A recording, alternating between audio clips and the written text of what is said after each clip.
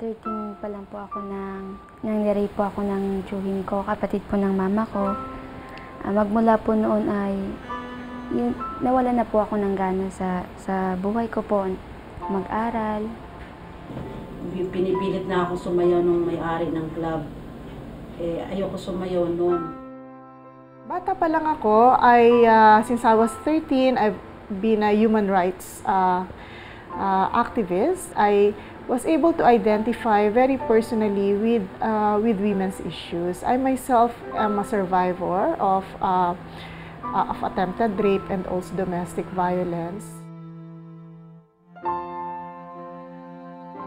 Marami ring mga kabataan ang tumatakas din doon sa karahasan sa loob ng tahanan.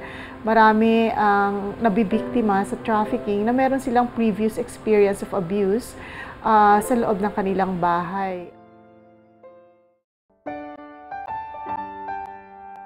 Magandang tingnan yung karanasan ng iba pang mga babae na nakaalpas sa prostitution, no? Na nakaalis dito at nagsimulang tanganan ang kanilang buhay na maaari palang mabago ang kanilang sitwasyon.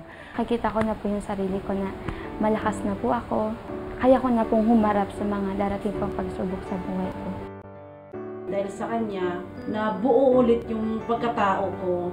Basta ang mahalaga po yung mas mahal mo yung sarili mo. Sana makita nila na meron din silang boses na pwedeng nilang muling i-recover at gayon din ay itulak ang ating pamahalaan na baguhin ang mga patakaran para mas magkaroon ng maraming oportunidad para sa mga kababaihan.